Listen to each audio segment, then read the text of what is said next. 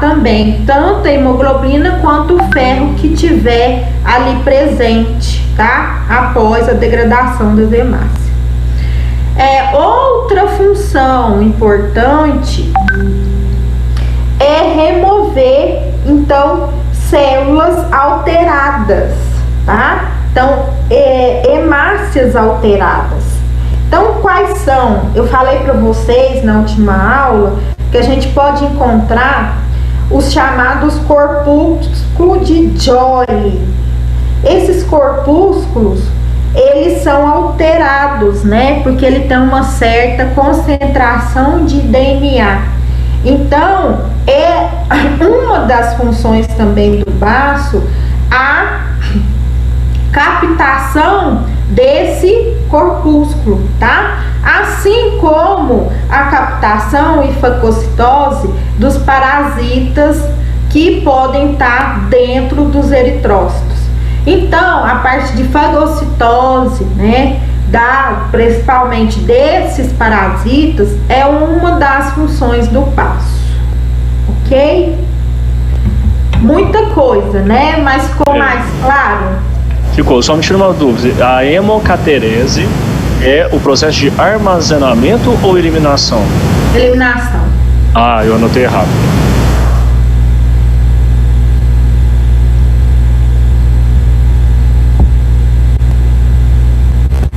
Bom, outro órgão que a gente tem que lembrar que é muito importante na hematopoese é o fígado. Por quê? O fígado ele é responsável pelo estoque de vitamina B12, pelo estoque de ácido fólico, folato é a mesma coisa de ácido fólico, tá, gente? E pelo estoque de ferro, tá? E todos esses fatores aqui, eles estão correlacionados com a produção de hemácias, tá? Dos eritrócitos. Então, quando a gente tem algum desses fatores alterados aqui, ou seja, diminuídos, a gente vai ter diminuição também da produção de hemácias, tá? Então, como o fígado é responsável pro estoque, né, de B12, de ácido fólico, de ferro, ele também, então, de certa forma, tá? Ele está correlacionado com o processo de hematopoese na parte de hemácias, tá? Ele também está envolvido em fatores de coagulação, só que isso aí é mais importante quando a gente for falar de plaquetas. Ele também está envolvido na parte de albumina, né, proteínas importantes, globulina e na bilirrubina, tá? Então, quando a gente tem eliminação dessa bilirrubina também, que está no sangue, ela é feita pelo fígado, tá? Vai ser ele que vai converter a bilirrubina livre, a conjugada, para excretá-la pela bile.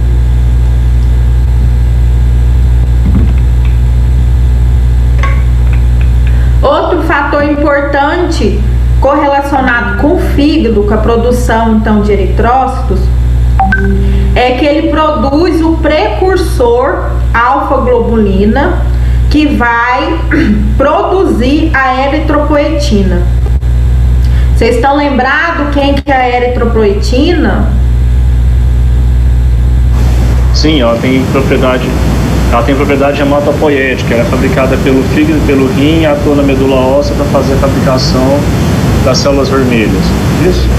Sim. Então, a eritropoetina é uma glicoproteína com função hormonal na medula óssea, tá? Então, ela vai estimular a produção de hemácias pela medula óssea. Então, quando a gente tem baixa eritropoetina, isso também vai interferir lá na produção da medula óssea, tá bom? Além de produzir esse precursor da eritropoetina, o fígado também ele produz uma certa quantidade pequena, mas produz de eritropoetina, tá? Então ele produz o cofator, tá? O precursor, mas produz também uma quantidade pequena de eritropoetina, tá? Que seria em torno de 7%. Me tira só uma dúvida. O fígado ele armazena hemácia? Não, né? Quem armazena hemácia é o baço. Mas ele não armazena nem que seja em pouca proporção. Nem se for o quê? Em pouca proporção. Ah, tá. Quando a gente tem alguma alteração, você fala? Não, eu falei em pouca proporção. Ele não armazena não. Tá. Não, mas tô falando assim, quando altera, né, algum cofator ligado com a medula, se ele faz esse tipo de passo que você tá querendo falar. É porque eu falo o seguinte, se a pessoa vai lá e retira o baço, tem muita gente que retira o baço. O fígado faz esse papel, não faz? Sim. É essa a minha dúvida. Porque a pessoa com baço sadio, o baço que vai fazer que vai fazer esse papel. Mas o fígado deve fazer um pouco desse papel, porque senão na hora que o sistema tem que manter uma compensação, né? Aham. Sim. Nesse caso, sim, tá? Quando a gente também tem algum problema, né, relacionado, por exemplo, com a medula óssea, acaba que esses dois órgãos, o fígado e o baço, eles ficam sobrecarregados também, tá?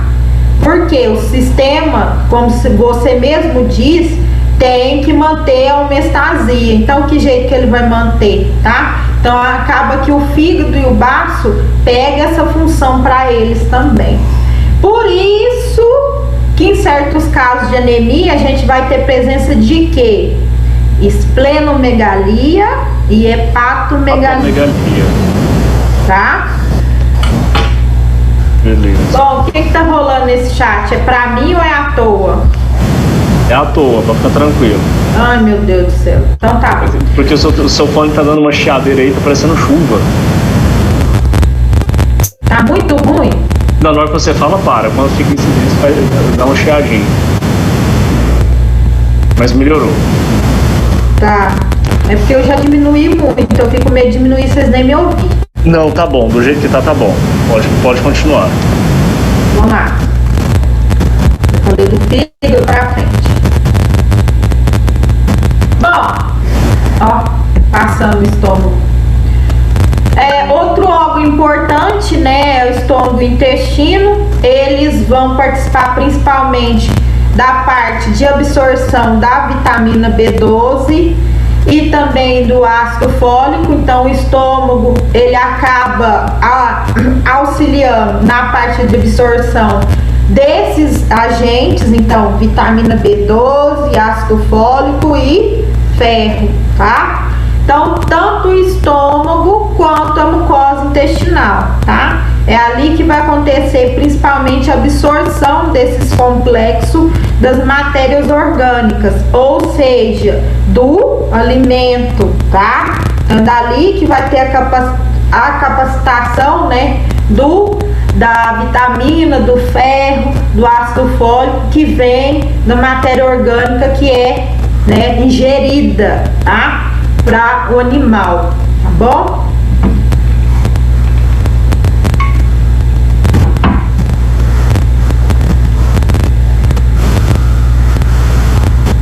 Bom, falei da forma simplificada, mas acho que eu não deixei de falar nada não.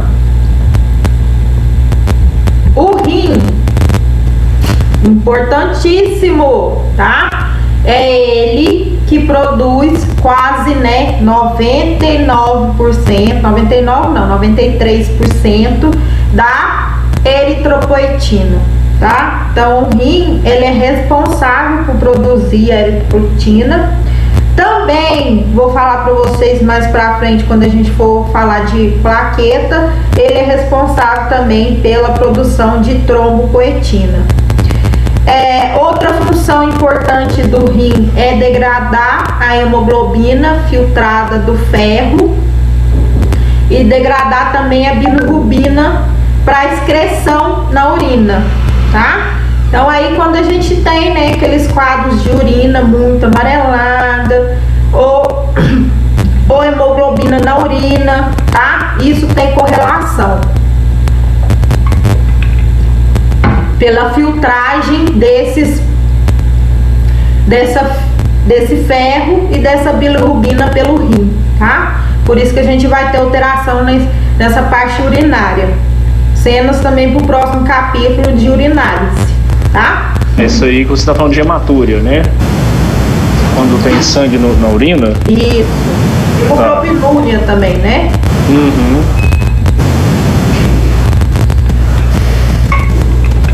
Pessoal, tá acompanhando? Tranquilo pra mim. Liga os microfones e fala sim ou não. Sim. Sim. Eu tô ligado que eu tô vendo. Você demora meia hora pra responder um sim ou não? Ai, credo. Então tá bom, vamos continuar. Gente, é porque é muita informação. Eu fico com medo de vocês perderem no meio do caminho e não chegar no final, né? Então Vamos lá. Outro sistema importante que tem relação com a parte de produção de hemácias é o sistema monocítico fagocitário. Eu comentei para vocês na interpretação dos relatos de caso desse sistema, e aí eu falei assim, gente, essa parte é falada principalmente na imuno, mas como eu não sei como que foi a imuno de vocês, não sei como que tá na cabecinha, eu falei, vou ter que falar, né, das principais funções dele também dentro da produção de hemácia. Então vamos lá. Esse sistema monocítico fagocitário, ele também é chamado de sistema retículo endotelial, tá? Então, se for pesquisar sobre esse sistema, vocês podem jogar das duas formas que vai chegar no mesmo caminho. O que consiste? Bom, ele consiste, né, num grupo de órgãos que produzem células fagocitárias, que são encarregadas pela parte de defesa celular, principalmente em casos de quê? De infecção, tá? Infecção que pode ser causada por micro-organismos diversos, tá? Então, por exemplo, no fígado, o fígado faz parte do sistema monocítico fagocitário. O baço também, o sistema linfático, né? Aí o sistema linfático, vocês lembram que tem quem? Os linfonodos. Quem mais? Desculpa, Daiane, eu tava anotando aqui e me perdi. A gente tá falando do conjunto de órgãos que atuam no sistema fagocitário, você falou do fígado, do baço, depois eu não entendi que você perguntou do baço. Sistema linfático, quem participa dele? Sistema linfático? Linfonodos, a gente pode falar a própria linfa, não, né? O próprio conteúdo, não, né? De uma certa forma ela, né, faz a limpeza do sistema linfático. Tá? Então, vamos lá, quem faz parte? Fígado, baço, sistema linfático total, a medula óssea, o pulmão e o sistema nervoso central. Timo, né? Timo também, tá lembrando agora, né? Então vamos lá. Esses órgãos, eles produzem células que vão ter funções de defesa no corpo. Então eles vão fagocitar principalmente micro-organismos nas células. No caso, qual que é a relação? Ele vai ter produção dessas células de defesa para captar micro-organismos que estejam dentro das células sanguíneas. Com isso, vai acontecer o quê? A captação, a fagocitose e a degradação dessas hemácias, liberando hemoglobina e com isso o ferro que está ligado com a hemoglobina também, tá? Além disso, quando acontece essa fagocitose, tá? Quebrando essa hemácia, liberando essa hemácia, a gente vai ter liberação da hemoglobina, de ferro, da globina, que é a outra proteína importante da hemácia, e também a liberação da bilirrubina.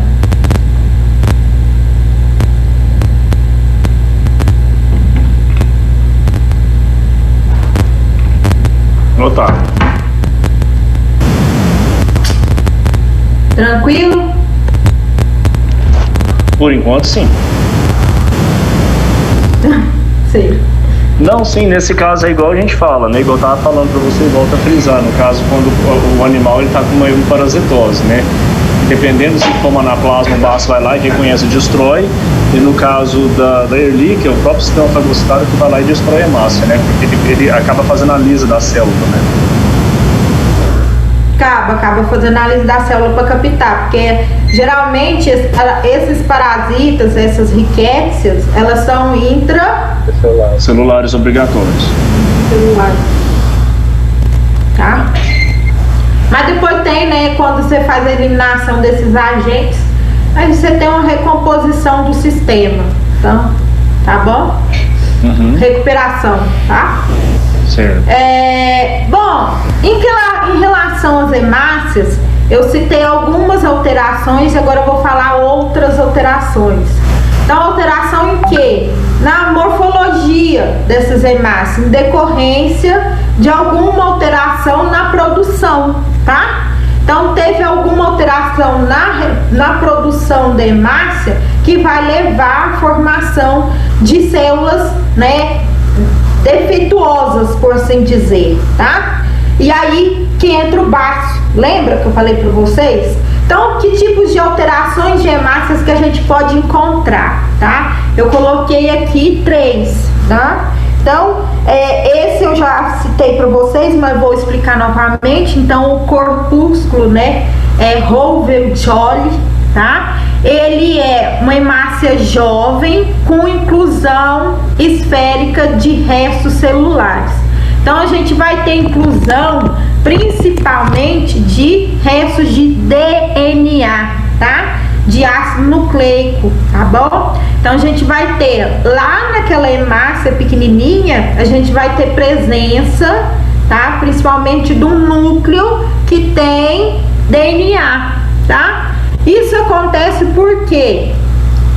Isso acontece pela resposta da medula óssea num estado anêmico, né? Então ela acaba produzindo essas células com maior aceleração e acaba liberando essas células ainda com condensação de DNA para sistema sanguíneo, então para a rede já sanguínea. Então você acaba achando esse tipo de célula no esfregaço sanguíneo, porque pela resposta da célula, né, a um estado, pela resposta da medula a um estado anêmico, ela vai acabar liberando essas células sem ainda acontecer, né, todo o desenvolvimento dela até os eritrócitos, liberando então essas hemácias com alterações.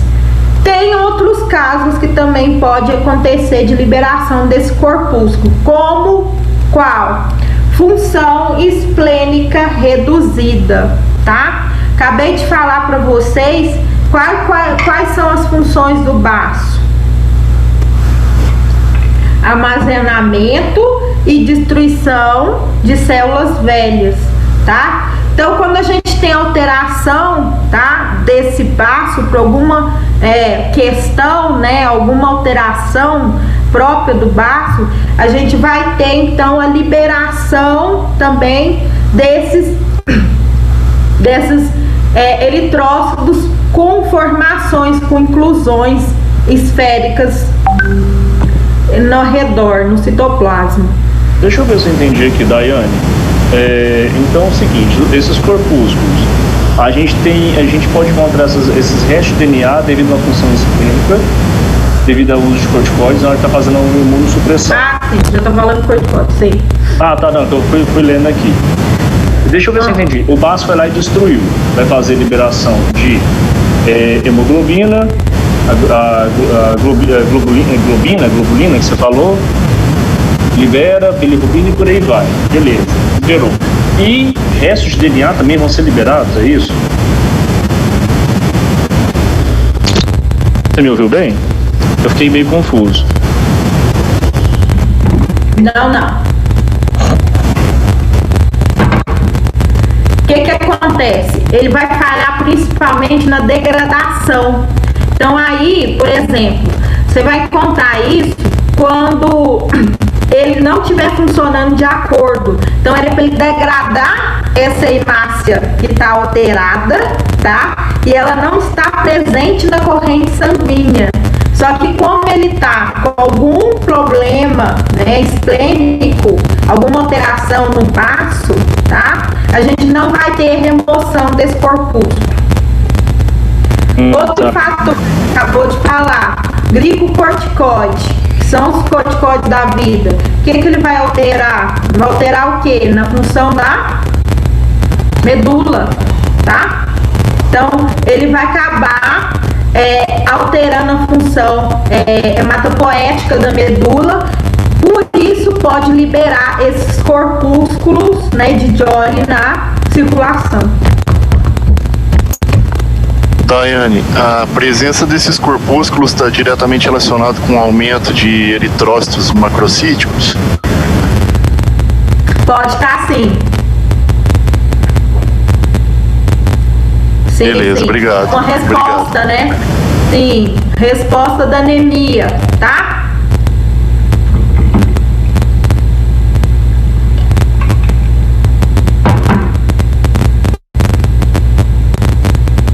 Ficou claro? Vamos ver, né? Eu vou falar de outros agora, entendeu primeiro? Assim, aparentemente parece que eu acho que eu entendi. O corticoide vai atuar em cima da medula óssea. Desculpa, pode falar. Aqui, ó, tá? O corpúsculo de Joly. São esses aqui. Deixa eu fazer massas duplicadas. Oi, Rosenberg? Deixa eu fazer um tipo formado de massas duplas, duplicadas, formadas. Malformadas. Malformadas, Isso. duplicadas. O Daiane, quando você fala consiste uma resposta da medula óssea ao estado anêmico, então seria falta de ferro? Um dos motivos disso acontecer? Não, eu vou falar qual que são as causas de resposta de não resposta e de resposta da medula óssea. Vou falar nessa aula, tá? E é bom a gente fazer um quadrinho, né? Eu fiz uma referência em monstro, porque quando pega um exame de sangue e lembrar disso tudo é complicado demais. Igual é bom vocês pegar. Então, uma coisa que é muito bom de fazer é o mapa mental, tá? Se vocês conseguirem fazer, fica show. Eu peguei uma coisa boa pra fazer. Tá pra prova. A gente levou um exame de sangue lá pra me olhar lá na loja hoje. Aí o diagnóstico lá da anemia tava macrocítica e normocrômica, hemoparasita não, e trombocitose.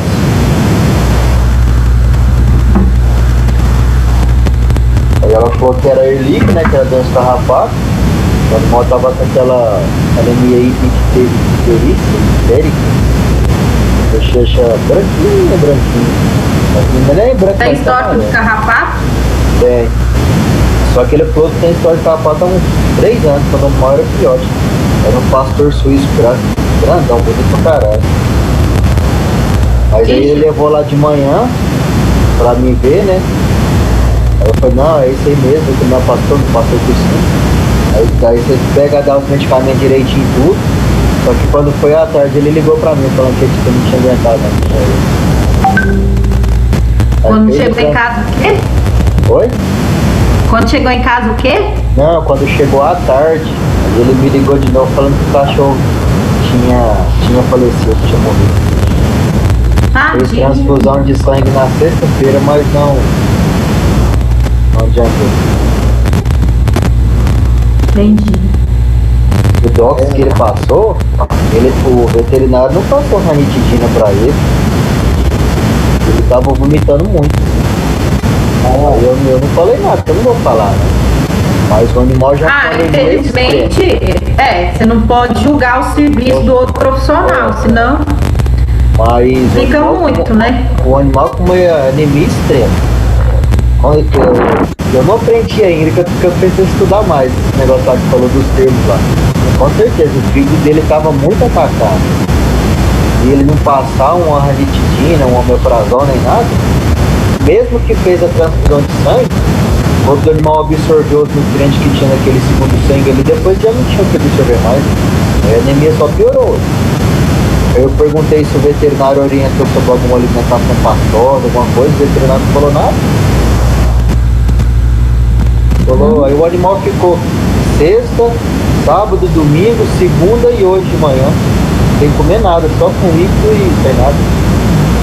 Aí o corpo não aguenta não, sem nutriente nenhum, o corpo não aguenta. Com certeza. Não, e tava. Não, eu apliquei as primeiras vacinas nele, tanto o cachorro era bonito. Nossa, dá até dó. Tá bom, vamos continuar. Vamos voltar agora pra aula de novo. Aí, ó. Você vai ver muito isso, Rosenberg. Não vai ser uma, duas vezes, não. Aí, ó, tá me ouvindo? Tô, PH. Por causa disso que eles ficam falando pra mim que eu tenho que formar lá pra me atender os cachorros.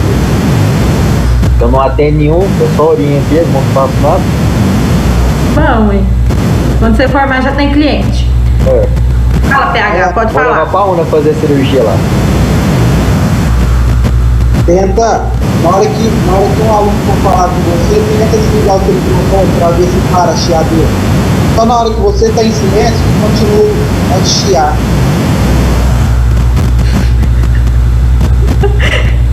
Entendi, foi mal. Tá bom, eu ponho o mudo. Muta aí, Daí, igual o Weasley fala. Muta o microfone aí. Vamos lá, vou continuar. Metarubricito. Vocês lembram dessa célula? Vocês lembram do cartaz que a gente fez?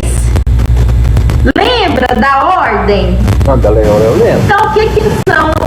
Ah, mais ou menos, mas lembra Mais ou que menos, tinha, mas isso né? O metarubricito, tá? Então, o que são metarubricitos? São eritrócitos imaturos, tá? Então, antes de chegar na final lá, né, de hemácia matura, a gente tem o metarubricito, que é lá no início, tá? Da produção das hemácias. Esse metarubricito, então, é um eritrócito imaturo nucleado. Por quê? Para chegar na hemácia, vocês lembram que a hemácia ela não tem núcleo, ela perde o núcleo na maturação, tá? Então a gente pode ter a presença desse metarubricito também no esfregar sanguíneo. Quando você encontrar, é indicativo que a medula está tentando, tá, restabelecer a quantidade de hemácias. Então ela vai liberar essas células imaturas no sangue, tá? E aí você pode encontrar esse tipo de célula então no esfregar sanguíneo. Em outros casos também pode acontecer, como o que? Doenças mieloprofilativas. Espera aí. Mieloprofilativas. Ou seja, que vão... Oi? Ah, então tá bom. Pensei que alguém tá falando alguma coisa, não sei isso. Então são doenças que vão estimular a produção da medula óssea, tá? Bom, me tira uma outra dúvida aqui então. Quando a gente encontra esses metarubricitos ou metarubrícitos, também tá aí, eles são então imaturos, ok. Isso significa que a medula está funcionando ok? Porque ela está fabricando. Tô tentando compensar, nem isso. É isso que eu entendi? Beleza. Sim, beleza. Mas isso é porque ela tá tentando compensar o nível baixo de hemácias no sangue. E depois temos os reticulosos também, né? Oi? Nós vamos pro Rosenberg. Depois também tem os reticulócitos, né? Tem sim, tá? Não é normal, ela tá tentando produzir, mas quando aparece isso não é normal. É um indicativo de algum problema. Isso, ela tá tentando compensar, mas você tem que descobrir o motivo. Sim, claro. Todos de esses potássio na fatores. veia. Todos esses fatores aqui que eu tô falando, essas alterações, você tem que chegar à conclusão o que está causando anemia, tá? Porque não são alterações normais, tá bom? Nenhum desses aqui, tá? Certo. Vamos lá. Outro corpúsculo, né? O corpúsculo de Hennes. Então, esse corpúsculo, ele já vai ter uma estrutura arredondada fixada na membrana interna do eritrócito. Deixa eu pôr a imagem para vocês entenderem o que é. Aqui. Não sei se está muito evidente, né? Então, a gente vai ter essa pequena membrana, tá? Anexada, ou essa pequena... Tá parecendo que é uma invaginação da célula? Uma evaginação, quer dizer?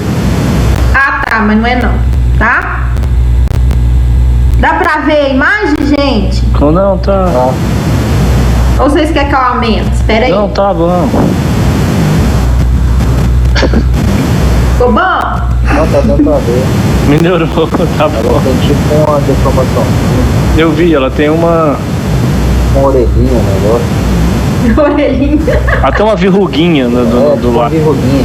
Ó, vocês põem tudo nome nos treinos, não gosto disso não, tá? Então vamos lá, uma estrutura arredondada anexada na membrana interna, então, do eritrócito. Isso é devido ao quê? A desnaturação da hemoglobina, tá? Isso aí, ela é incomum, tá, gente, em cão, só que ela é bem comum em gato. Então, vocês vai ocorrer mais em gato do que em cão. O que vai acontecer? Essas alterações, essa aqui principalmente, ela acontece principalmente quando é retirado o baço, tá? Do animal, tá? Então, o baço, eu falei pra vocês, ele tem a função, então, de captar essa hemoglobina, né? Que é retirada da hemácia. E quando o baço, né, é retirado, como o Diego mesmo já falou, até o sistema entrar em homostase, né, para outro órgão começar a fazer as funções desse baço, a gente pode encontrar então no esfregar sanguíneo a presença desse corpúsculo de Hennes, tá? Me tira uma outra dúvida aqui. Você falou que ocorre mais em gato do que em cão. Quer dizer que em gato isso é normal? É isso que eu entendi? Não quer dizer que é normal, não. Ah, tá. É uma alteração mais frequente também. Isso, só a frequência. Tá.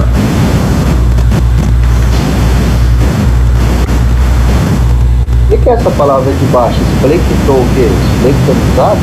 Esplenectomizados, é retirada do baço. Esplectomizados. Cirurgia que retira o Planectomia. baço. Esplectomizados.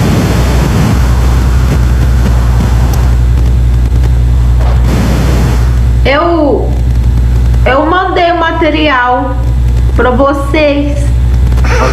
Mandou lá. Nós estamos tentando abrir, não. Eu fico anotando suas informações aqui no bloco de notas. Não, eu já acostumei. Mas deixa eu te perguntar uma coisa, volta lá. Pode deixar. Você falou que a desnaturação volta. Cadê? Devido à desnaturação da hemoglobina. O que causa uma desnaturação da hemoglobina? Uma febre, por exemplo? Uma febre alta? Ocorre a desnaturação? Quando a gente tem hemólise também. Tá. Quando a hemácia oxida de corpúsculo de Hennes. Ah, tá. É a oxidação da hemácia. Entendi. Posso ir? Pode. Tô notando. Tá Depois ótimo. tô usado contra você. Quê? Eu tô notando. Cuidado, senão tudo vai ser usado contra você. Contra mim, de quê? Hora da prova. Pra dar prova. Ai, vocês é mal, hein, gente? O que a senhora tava falando sobre negócio de prova? Que na hora que eu cheguei, eu peguei. Ah, eu marquei a prova já. Já? Já. Se chegar por último, vai ter 2 minutos pra fazer a prova. Dia, Daiane, você marcou? Dia 23. Do 4? Abril. E agora, do 4? De abril, é. Ela vai valer 60? Por quê? Porque o CIMED acabou, ué. Ué, porque você tá tendo aula online, vai ter que ser uma É, ué. prova em 60. E o resto você dá um trabalho pra nós, varendo 40. Não, Puxa, 20 pontos colega. mesmo. É melhor a prova valer 40 e o trabalho 60, pai. Pode também, Não, mas gente, como que a também. gente vai fazer a prova? Eu vou colocar relato de casa da mesma forma que eu tô fazendo todo final de aula, né? Sei. E eu vou colocar uma estipulação de tempo pra vocês resolverem e me mandar. Bom. Meu Deus.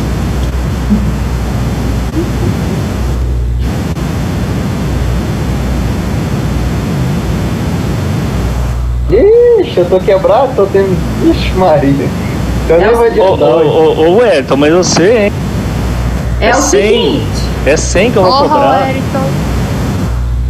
eu acho que a Thaís não faz isso não, mas o Diego eu não duvido mesmo não. Olha só. Não, mas 50 reais é muito caro. Vai parcelar em Não, quantas vezes o 50 é muito cartão? caro. A Thaís sabe a importância do pessoal estudar, né, Thaís? Não faço de jeito nenhum, tem que estudar Não mesmo. faz. Tá bom, senta lá, Cláudio. Não, não faço não, gente. É muito triste você não dar, você matar um cachorro por não saber interpretar um exame, é muito Pois é, tá vendo, Thaís? Eu peguei o Deus me livre. cachorro, peguei o pastor Isso aí sujo lá, mesmo. não, fiquei chateado pra caralho. velho. Isso mesmo. Isso mesmo. E outra Thaís, coisa. Na prova você passa cola. Obrigado. Isso mesmo. Depois no final da aula, eu vou passar o... Lembra do trabalho que eu pedi de transfusão sanguínea? Não. Não, nós esquecemos, nós tá com mineiro. Não esqueceu é sério, mesmo. eu tô envolvido no Capim Estrela que você passou pra gente fazer. Então, beleza. E eu na braquiária. Não. Eu Peraí. quero, vocês entregam ele também pra mim dia 30, tá? O que você quer, Daiane, Não, de tem que transfusão? Só para os anotar isso, meninos não. entenderem. Você quer saber a importância ou você quer saber o princípio, o passo? Tudo. Tipo assim, o passo da transfusão. É O assim, porquê é usado, porquê como da é usado, transfusão, porquê de fazer o exame, é isso que eu quero saber. reações. Tá. Tipo assim, quando Pode é colocar compatível, tipo incompatível. sanguíneo. Tipo sanguíneo, você pode colocar também. É, tipo sanguíneo de cachorro não tem isso, não tem, né? Cálculo. Uma prova maior, né? Que é compatível ou incompatível. Ah, para transfusão é, mas tem tipo sanguíneo sim. Gato e cachorro tem. Não São tem, né? oito Fala- tipos é nossa sanguíneos que realidade. existem para cachorro. Não, eu sei, mas coloca informação aí. É só PowerPoint ou você quer redigido também? Você quer o trabalho escrito? Não, redigido. É, pra Vai mandar ter pra ela por e-mail, apresentação. Di. Ah, não é pra apresentar, não? Não, é pra mandar por e-mail. Esse não. Por quê? Esse vai fazer parte do meu A1, tá?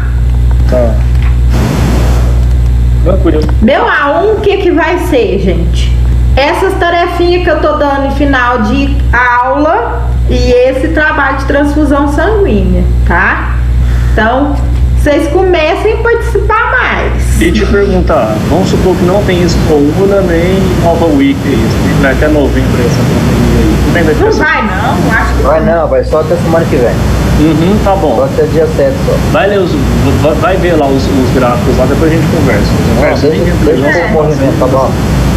Morre Vai. você então, Rosenberg.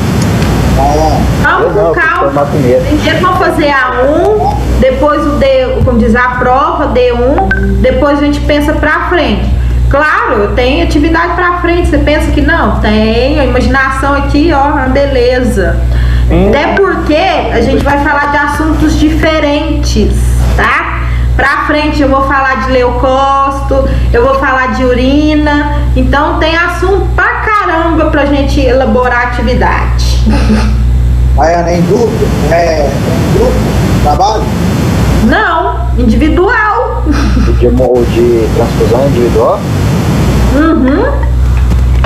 Ó, eu já tinha passado esse trabalho no começo da aula. Eu tô lembrando dei aqui agora. Você o falou que eu tô cronograma, lembrando. gente. Só que eu tenho só a data de entrega agora. É a pandemia. Tá É, deixando a gente raciocinar direito. Tô doido. vocês são muito bobo. Tudo que vocês estão motivo agora é na pandemia, né?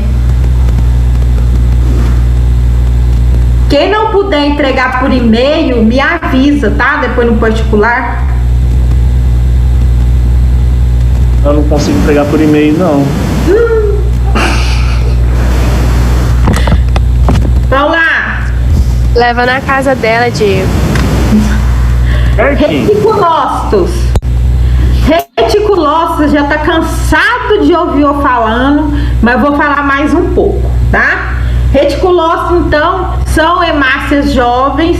Agora o reticulócito já tá, né, lá no final, assim, da maturação. Ele não é uma hemácia que tá lá no começo da produção, não. Ele já tá mais por fim, tá? Então, aquela imagem que vocês lembram lá que a gente fez no quadro bonitinho, colocou lá colado na nossa sala. Então, o reticulócito, eles são hemácias jovens, só que ele já tá na fase final que vai dar origem à hemácia. Ele já tá? tá nucleado, não tá?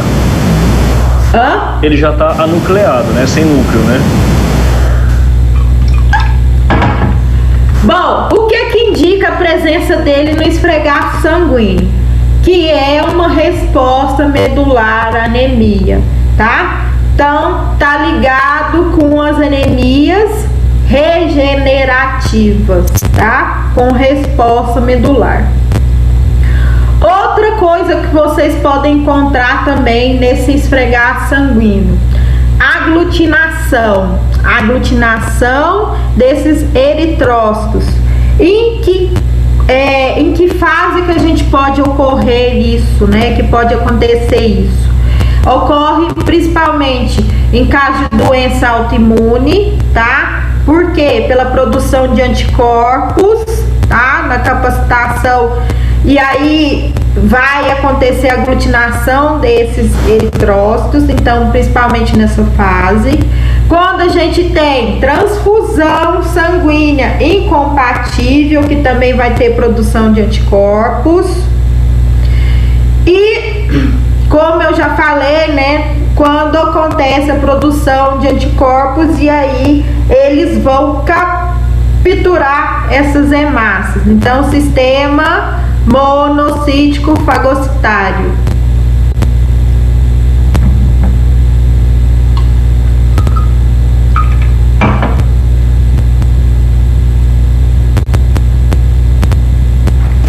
Uma dúvida, Daiane. Então, nesse caso, a leucemia, ela seria isso? Porque seria os anticorpos destruindo os glóbulos vermelhos, né, os eritrócitos. Então, seria... Leucemia não. A leucemia não são os glóbulos brancos que não reconhecem os eritrócitos e fazem a destruição? A leucemia? Não, nesse caso aqui eu tô falando de doença autoimune que produz alta taxa de anticorpo e vai reagir contra as próprias hemácias. Sim, a leucemia faz isso também, né? Ela vai contra as próprias hemácias, né? Própria hemácia? É, não é? A leucemia... Vai não, Diego. Não. Leucemia já tá lá nos leucócitos, tá com a série Isso. branca do sangue. Tá? O nome também fala, né? A série vermelha, mas não é a origem. Vou pegar o artigo. Leucemia, o nome mesmo já fala. Tá? Ela tem correlação com os leucócitos, tá? Vai ser alteração principalmente leucocitária. Não vai ser alteração por eritrócito, não. Beleza. Então a gente vai ter doenças autoimunes produtoras de anticorpos que vão reagir a esses eritrócitos, tá? Um exemplo, lúpus, tá? Infelizmente, lúpus ela pode acometer qualquer célula, tá? Então, qualquer órgão, qualquer célula. Pegou aí, Diego? Peguei, tô anotando aqui. Tá. Bom, parasitas. Uma coisa que você pode achar no esfregaço são os parasitas, né? Os parasitas que podem estar dentro dos eritrócitos ou na superfície dessas células. Aí eu coloquei alguns exemplos aqui, tá? Hemoborotella, Felix, anaplasma, tá? A babesiose, no caso aqui eu pus a equi, mas a babésia comete várias espécies, tá? Epetrosum e o cipratozoom. Todos esses dois aqui são rickétsias, tá? Não são tão comuns no dia a dia, né, de caso clínico, mas pode acontecer. Então, são rickétsias que acomete eritrócitos, tá? Então, no esfregar sanguíneo, você pode encontrar lá o parasita, identificá-lo e relatar até no hemograma, tá? Presença de tal parasita na hemácia, tá? Muito comum de ver, principalmente quando a gente trata de Ehrlichia, né? O pessoal coloca no laudo do hemograma. Não é fácil de se achar, tá, gente? Só tô falando que você, com a frequência da casuística clínica, você vai ter, né, hemograma com esse tipo de identificação, tá bom? Ok. Mas Ehrlichia é no monótono, né? Ou plaqueta, é normal. Sim. Só tô falando assim, que vai vir descrito no hemograma, tá? Vamos lá. Não quis mudar, ué. Pronto. Bom, a gente tem os casos de anemia. A gente pode ser chamado de anemia absoluta quando a gente tem diminuição, tá, da quantidade de eritrócitos. Então, diminuição desse eritrócito, tá bom? Da quantidade desse eritrócito. Isso é chamado de anemia absoluta. Quando a gente tem esse quadro de anemia, a gente faz a classificação dela. Foi isso que a gente fez nas semanas passadas, tá? Em relação ao que? A morfologia, que eu falei para vocês, em relação à morfologia de quê? De tamanho, de coloração, tá? E também a gente tem uma classificação devido ao que? Ao mecanismo patogênico, tá? Então a gente pode ter a resposta, né? A etiologia correlacionada também a essa classificação. Para chegar ao objetivo geral, que é chegar ao qual quadro que está levando aquela anemia. Então a gente pode considerar tanto a morfologia, a quantidade de hemoglobina, quanto os mecanismos patogênicos para chegar ao que realmente está causando aquela anemia, tá? A doença geral que pode causar aquela anemia, aquele quadro de anemia, tá? Então é importante a gente ver a forma, tá? Então o VCM, o seu HCM, e ver também a questão, o que está aí embaixo, ferro, eritropetina, se a gente tem alteração de baço, se a gente tem alteração de rim, o que está, né, alterado para a gente chegar na patofisiologia da anemia, tá? Claro, outro fator que eu já citei muito para vocês, que a gente tem que considerar também, é a resposta da medula óssea, tá? Se ela está respondendo ou não. Por quê? Quando a gente sabe que ela está respondendo ou não, a gente vai saber se aquela aquela patogenia está correlacionada com a medula ou não também, tá? se a patogenia que está levando o quadro de anemia é derivado da medula ou não. Ih, acabei com a água. A anemia, gente, ela pode envolver não só uma causa, tá? Ela pode ser causada por várias causas, então por vários fatores patológicos.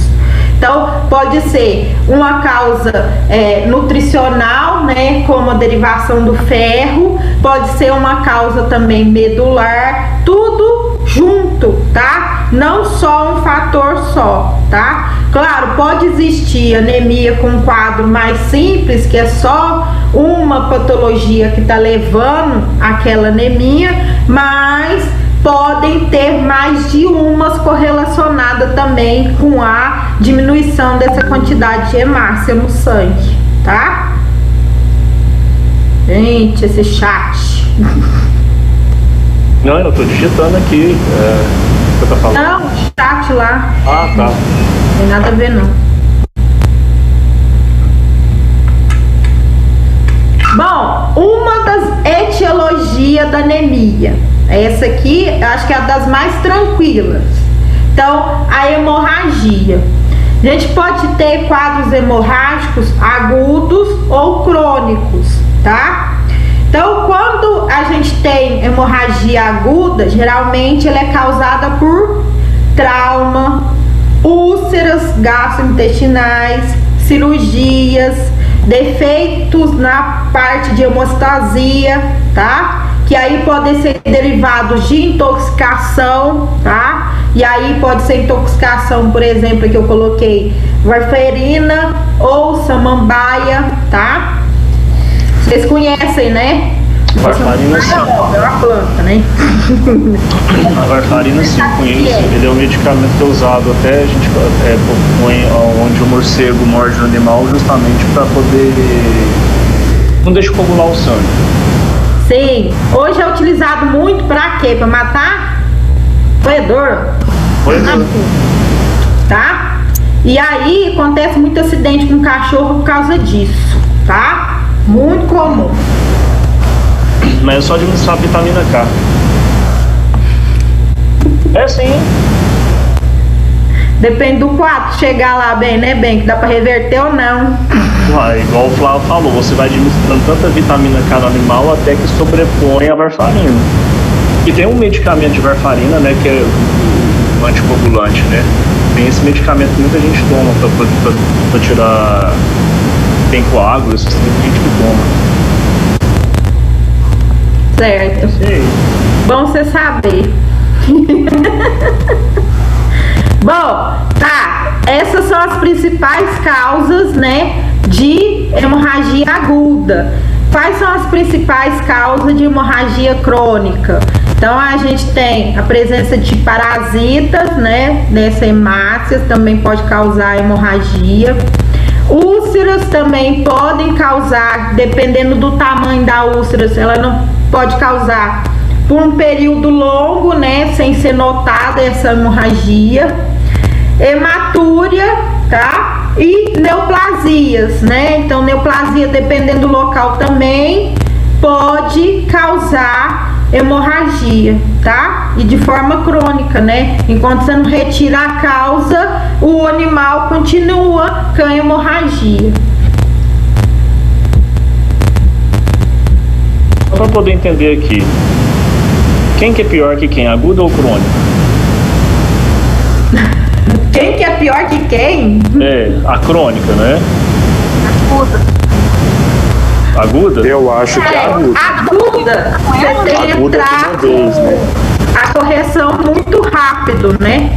Senão o animal perde muito sangue, né? Não só as hemácias vão ser prejudicadas, mas o total, tá? Então aí a gente vai ter uma volemia muito rápida, tá? Então com isso, aguda, se você não correr com o animal rápido, você pode perder ele mais rápido também, tá? Então, a crônica, a medula ainda pode conseguir reverter o quadro. Ah, tá, porque eu falo o seguinte, um corte numa artéria femoral, então, seria aguda, não crônica. É agudo, né? Vamos lá. Quais vão ser os achados? Alguns casos aqui eu já coloquei quais são os achados que vocês podem achar no hemograma, tá? E algumas alterações também que você pode achar nos outros exames que está correlacionado então com a hemorragia. Então, nas anemias por perda de sangue, no caso que a gente tem resposta regenerativa, a gente vai ter essa resposta regenerativa após 2 a 3 dias. Então, quando a gente tem uma resposta regenerativa após 2 a 3 dias, a gente vai ter a presença de reticulócitos, tá? Outra coisa, outro fator importante quando a gente tem anemia causada, então, por perda de sangue. A gente vai ter a redução na concentração de proteína plasmática. Então, perder o sangue, a gente vai perder junto com ele proteína plasmática total, tá? Quando a gente tem uma hemorragia externa, a gente não vai ter reutilização do ferro nem da hemoglobina que for quebrada, tá? Então, com isso, a gente vai ter um quadro, então, de diminuição dessa proteína, tá? Quando a gente tem uma hemorragia interna, tá? A gente tem a possibilidade da absorção dessas proteínas. Então, aí, nesse caso, pode ocorrer, tá? Que não haja diminuição dessa proteína total, né? No caso, um quadro de hipoproteinemia, tá? Então, não vai ter esse quadro quando a gente tiver uma hemorragia interna. Diferente quando a gente tem uma hemorragia externa. Ficou claro? Ficou. Ele só vai ter na hemorragia interna a hipoproteína. O quadro de hipoproteína aí pode ser 0 porque vai ter reutilização dos componentes. Isso? No final eu não ouvi direito, meio que chiou. Eu falei que o quadro de hipoproteína, ou seja, a redução da concentração de proteína, e uma hemorragia interna, ele pode chegar a... Sanguínea. Uma hemorragia pode chegar a 0 porque vai fazer a absorção, a reutilização desses componentes. Ao contrário de uma externa, a gente vai ter uma diminuição do concentrado plasmático. Mas não precisa você chegar a esse ponto de 0 não, tá? Quando a gente tem redução só do quadro, não precisa colocar um parâmetro 0 não, tá? Tá.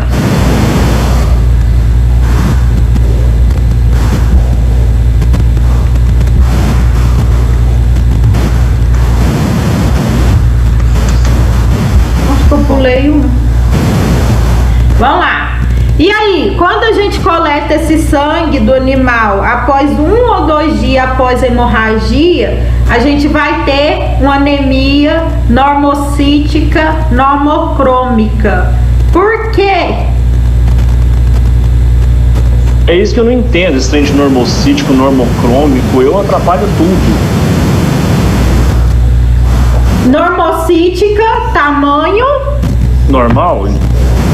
Normal. Tamanho e forma normal.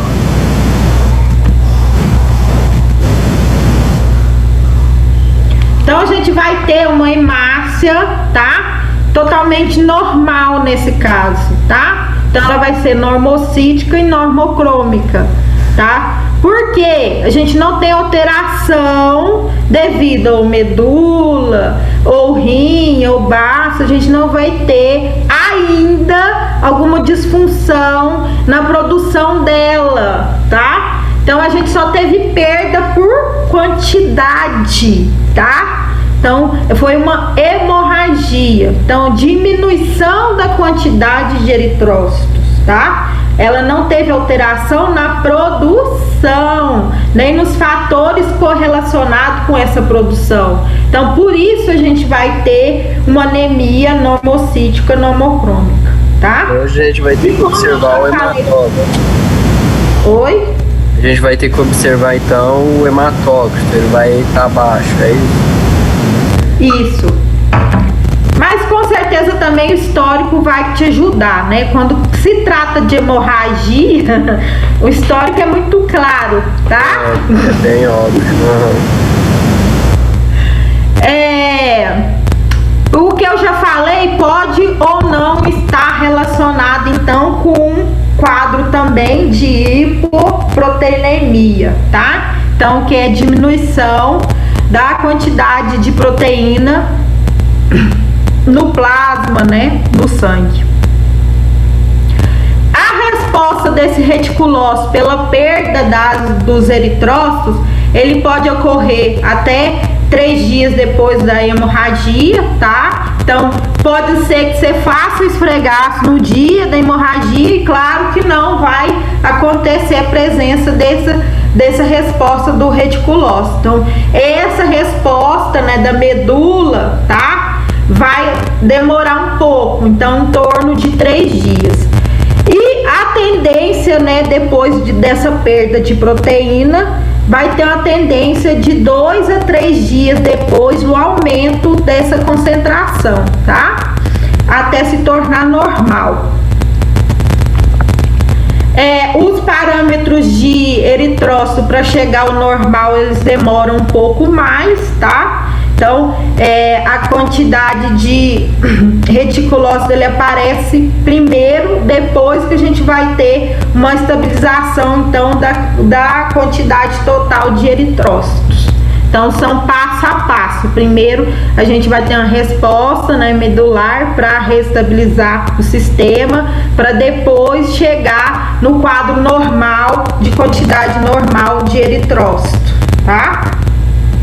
Daiane, no caso de uma hemorragia interna, como que a gente faria para determinar a questão da classe que ela é e se há necessidade ou não de uma transfusão, por exemplo? Bom, a classe, você está falando a classificação? Isso, sim, por exemplo. Bom, a classificação a gente consegue pelo hemograma, né? Pela análise do hemograma. Sim, o hematócrito seria uma porcentagem. Isso, e o hematócrito também serve de base para saber se é necessário transfusão ou não. Certo, aí assim, o percentual que seria determinante para a gente tomar a decisão de fazer uma transfusão. Sim. Era Com um certeza. 3 hematócrito, né? Pois é, mas assim, esse percentual seria acima de 40%, por exemplo? A gente fala assim, quando você vai ter hematócrito abaixo, tem que olhar a condição do animal, né? E se ele estiver hemolizando, vai no próximo slide dela, você já não pode transfundir. Então tem que transfundir um animal hemolizado. Ele vai ter essa perda todinha. Como ele está hemolizando, se você pôr de bolsa de sangue, ele vai pôr pra fora. Aí você tem que mandar corticoide em alta dose. Aí você vai ter um hemograma com ali, só pra você entender, você vai pegar um hemato 2,5, né? Você vai pegar uma hemoglobina de 3 e um hematócrito, vamos falar de 9. Aí você sabe que está bem alterado. Você vai precisar da transfusão. Ah, tá, entendi. O animal não pode estar hemolizando, porque quando ele está hemolizando, você vai fazer hemograma, as hemácias vai estar Vai ser inútil, né? Entendi. Aí, a hora que a gente olha no microscópio, você já vê que você faz um teste público. Deu positivo, não pode transfundir. Aí é dose alta de corticoide, não tem como transfundir.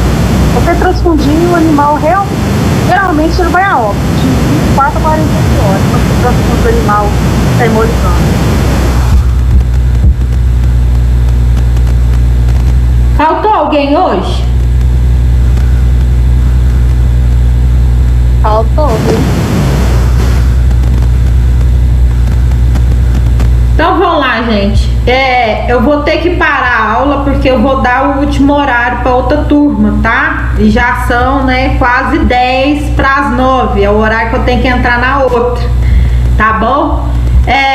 Até agora, tá tranquilo ou não tá tranquilo? Não, por enquanto tá tranquilo. Tá melhorando mais. Olha o quadrinho que ela fez, né?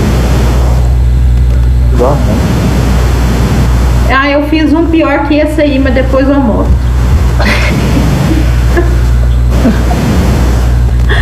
Ai. Esse quadro aqui, eu falei pra vocês fazer numa aula que eu dei. Só que vocês não levou muito a sério não, sabe?